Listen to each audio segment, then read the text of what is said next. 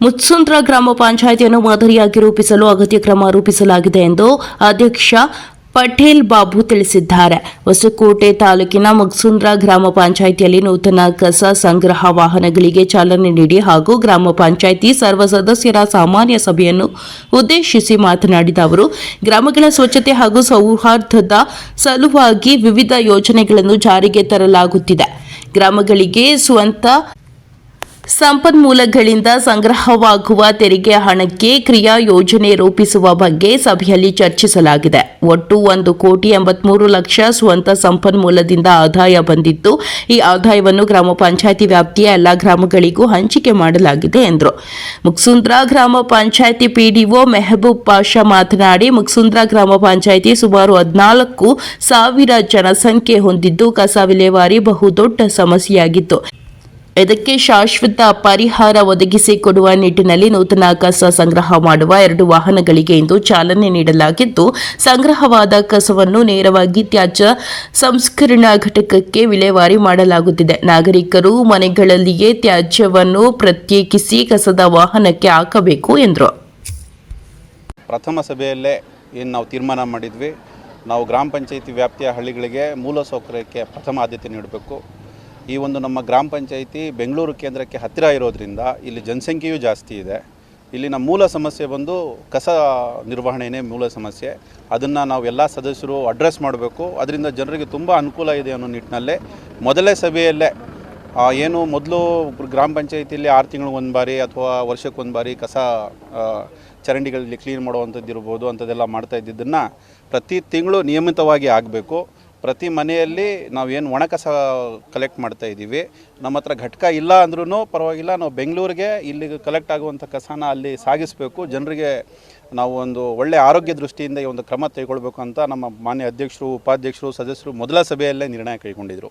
ಆ ಮೊದಲ ಸಭೆಯ ನಿರ್ಣಯನ ಕೈಗೊಂಡಿರೋದನ್ನು ನಾವು ಇವತ್ತು ಚಾಲನೆ ಮಾಡ್ತಾ ಇದ್ದೀವಿ. ಪ್ರತಿಯೊಂದು ಮನೆಗೂ ಸ್ವಂತ ಗಾಡಿ ಹೋಗುತ್ತೆ, ಹಸಿ ಕಸ ಒಣ ಕಸ ಎರಡನ್ನೂ ಕಲೆಕ್ಟ್ ಮಾಡುತ್ತೆ.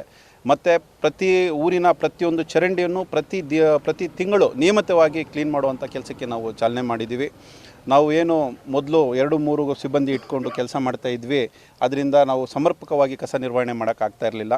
ಈ ನಿಟ್ಟಿನಲ್ಲಿ ನಾವು 2 ಹೊಸ ವಾಹನಗಳನ್ನು ಸಹ ನಾವು ಬಾಡಿಗೆಗೆ ಪಡೆದು ಸಿಬ್ಬಂದಿಗಳನ್ನ ನಿಯೋಜನೆ ಮಾಡಿಕೊಂಡು ಈ ಒಂದು ಕಾರ್ಯಕ್ಕೆ ಚಾಲನೆ ಮಾಡಿದ್ದೀವಿ.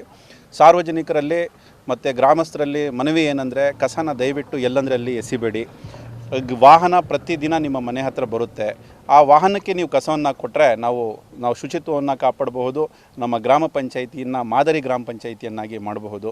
ಬೇರೆಲ್ಲ ಕಾಮಗಾರಿಗಳು ನಮಗೆ ಸ್ವಲ್ಪ ಹಣಕಾಸಿನ ತೊಂದರೆ ಆದರೂ ಪರವಾಗಿಲ್ಲ, ಸ್ವಚ್ಛತೆಗೆ ಮೊದಲ ಆದ್ಯತೆ ಕೊಡಬೇಕು ಅನ್ನೋದು ಅಧ್ಯಕ್ಷರು, ಉಪಾಧ್ಯಕ್ಷರು ಮತ್ತು ಸರ್ವ ಸದಸ್ಯರ ಒಂದು ಧ್ಯೇಯ ಆಗಿತ್ತು. ಅದಕ್ಕೆ ನಾವು ಇವತ್ತು ವಿದ್ಯುಕ್ತವಾಗಿ ಚಾಲನೆ ಮಾಡಿದ್ದೀವಿ.